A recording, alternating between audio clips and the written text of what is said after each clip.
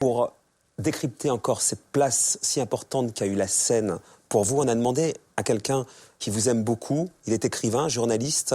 C'est l'un de vos plus grands fans depuis son adolescence. C'est devenu un ami très cher d'être avec nous. Il s'appelle David Lelay.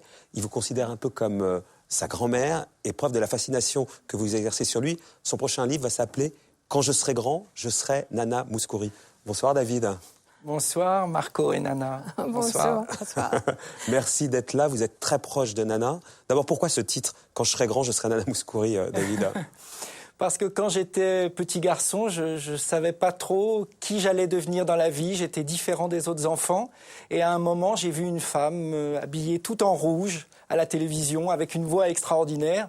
Et j'ai regardé la télé, j'ai pointé mon doigt et j'ai dit « je veux devenir cette femme-là ». Et je ne m'étais pas rendu compte que j'étais un garçon. Je m'en suis rendu compte bien plus tard. Alors aujourd'hui, vous êtes un très proche de Nana Mouskouri. La période qu'on vient d'évoquer rapidement, ce moment où elle quitte la scène et qu'elle tombe en dépression, puisqu'il n'y a pas d'autre mot, vous pouvez nous la décrire, vous qui l'avez vue aux premières loges?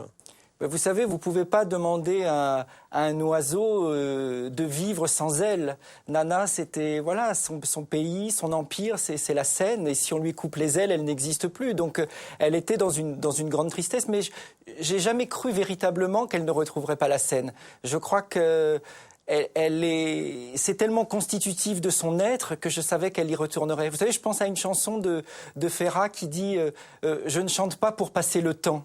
Ben, c'est exactement ça. Nana, elle chante pas pour passer le temps. Elle chante pour exister, elle chante pour vivre et pour survivre, et elle chante pour donner du sens aux choses. Et vous savez, quand elle parle de la musique, elle dit la musique était tout le temps au cœur de ma vie. C'est pas seulement la musique, ce sont les mots.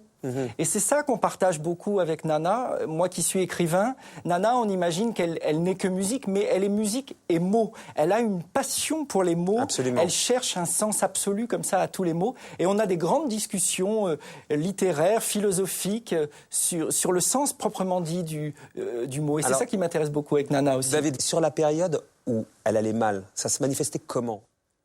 C'est une période où elle a essayé de se persuader qu'elle pouvait faire d'autres choses. Donc effectivement, elle parlait tout à l'heure d'UNICEF, elle a aussi déménagé, je sais qu'elle a essayé d'organiser sa vie différemment. Et puis régulièrement, je sentais qu'elle cherchait des occasions pour chanter. Alors il y a eu un moment, c'était les 60 ans de Weiße Rosenausaten qui était son gros succès allemand. C'est comme si elle cherchait des alibis en se disant là il y a un truc à fêter, il faut que j'y retourne. Et après les 80 ans finalement sont devenus un nouvel alibi. À 80 ans, il faut que je fête mon anniversaire.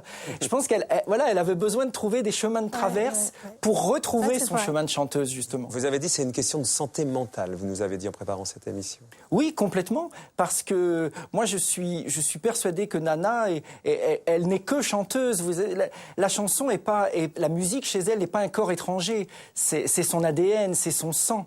Donc si on lui enlève ça, il reste plus rien. Elle s'assoit sur une chaise et puis elle attend que la vie s'achève. Il y a un aspect de sa personnalité qu'on ne soupçonne pas et que vous nous avez raconté, c'est qu'elle est extrêmement colérique, qui vous est même arrivé quasiment de vous battre. Non, c'est pas. Non, on s'est jamais battu. On s'est disputé parfois. C'est ça qui est intéressant chez Nana, c'est que elle n'est pas monolithique. C'est pas un bloc. Elle est pleine d'émotions. Et je crois qu'on est passé par des disputes pour se rencontrer vraiment.